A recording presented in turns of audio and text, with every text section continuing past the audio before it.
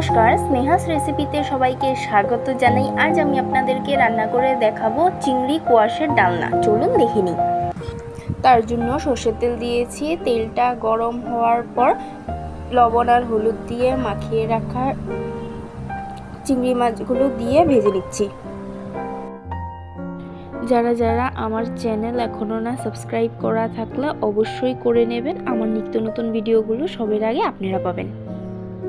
চিংড়ি মাছ ভাজা হয়ে গেছে, তুলে নিচ্ছি। তারপর ওই তেলের মধ্যেই দুটো তেজপাতা দিয়ে কিছু সেকেন্ড ভেজে, তেজপাতা দুটোকে সাইডে রেখে জিরে দিয়ে কিছু সেকেন্ড জিরেটাকেও ভেজে কোয়াশগুলো দিয়ে দিচ্ছি।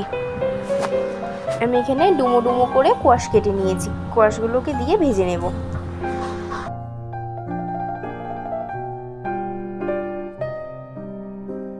কোয়াশটা ভাজা হতে থাক, ততক্ষণে আমি কিছু মশলার মিশ্রণ করে নিচ্ছি। তার জন্য একটা বাটির মধ্যে 1 টিস্পুন হলুদ গুঁড়ো, 1 টিস্পুন জিরে গুঁড়ো, 1 টিস্পুন ধনে গুঁড়ো, 1 টিস্পুন লঙ্কার গুঁড়ো, লবণ স্বাদ অনুযায়ী জল দিয়ে গুলে মশলার মিশ্রণটা কোয়াশের মধ্যে দিয়ে মিশিয়ে নিচ্ছি।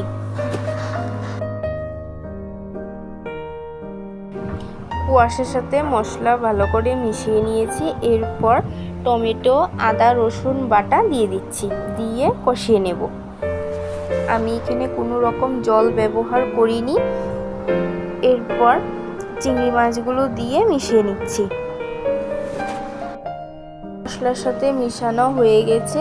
এরপর 10 মিনিটের জন্য ঢেকে রাখছি। 10 মিনিট হয়ে গেছে, ঢাকনাটা খুলে দিলাম। কোয়াশ আর আলু সিদ্ধ হয়ে গেছে। এরপর আমি এখানে অল্প জল দিচ্ছি, বেশি শুকনো হয়ে গেছে, তাই জন্য জল দিয়ে মিশিয়ে নামিয়ে নেব। রান্নাটা হয়ে গেছে। ভিডিওটি এতটুকুই রইল। ভালো লাগলে লাইক, কমেন্ট, শেয়ার, সাবস্ক্রাইব করে দেবেন। ভালো থাকবেন, সুস্থ থাকবেন। ধন্যবাদ।